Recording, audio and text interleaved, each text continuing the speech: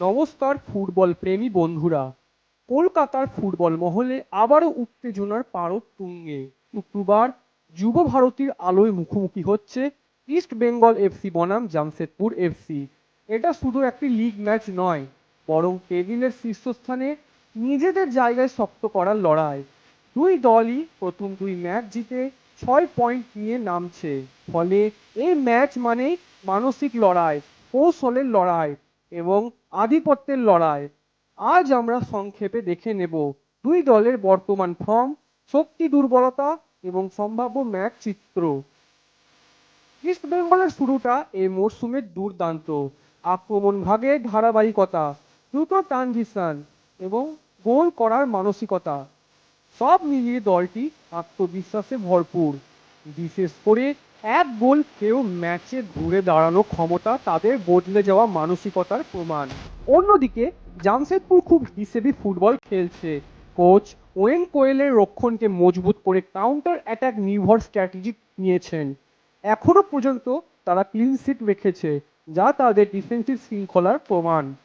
জামশেদপুরের ডিফেন্সে তাদের আসল ভরসা সেন্টার ব্যাক জুটি ও মাঝ মাঠে প্রণয় হালদারের মতো ডেস্ট্রয়ার প্লেয়ার প্রতিপক্ষের ছন্দ নষ্ট করতে সক্ষম। মাদির তালালের সৃজনশীলতা কাউন্টার অ্যাটাকে বড় ভূমিকা নিতে পারে।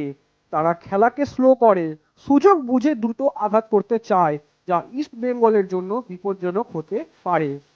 ইস্ট বেঙ্গলের সবচেয়ে বড় শক্তি তাদের আক্রমণ ও আত্মবিশ্বাস। ইউসুফ এজেরি ইতিমধ্যে একাধিক গোল করে নিজেকে নির্ভরযোগ্য ফিনিশার হিসেবে প্রমাণ করেছেন। মাঝ মাঠ থেকে দ্রুত বল সরবরাহ এবং উইং প্লে তাদের আক্রমণকে আরও ধারালো করেছে।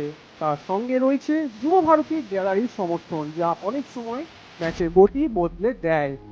জামশেদপুরের বেঞ্চ স্ট্রেংথই তুলনামূলক দুর্বল, ফলে ম্যাচের মাঝপথে গেম চেঞ্জার কম। অন্যদিকে ইস্টবেঙ্গলের কিছু ইনজুরি সমস্যা রয়েছে এবং রক্ষণভাগে ছোটখাটো ভুল দেখা গেছে, যা কাউন্টার অ্যাটাকে বড় শাস্তি ডেকে আনতে পারে। ম্যাচটি খুব কাছাকাছি লড়াই হবে। ইস্টবেঙ্গল শুরুতে আক্রমণাত্মক ফুটবল খেলবে আর জামশেদপুর অপেক্ষা করবে সঠিক মুহূর্তে। আমার মতে 1-0 বা 2-1 ব্যবধানে ইস্টবেঙ্গল এগিয়ে থাকতে পারে, তবে প্রথম গোলটাই ম্যাচের মোড় ঘুরিয়ে দিতে পারে। আপনাদের কি মনে হয়, ইউসুফ কি আবার গোল পাবেন নাকি জামশেদপুরের রক্ষণ অটুট থাকবে?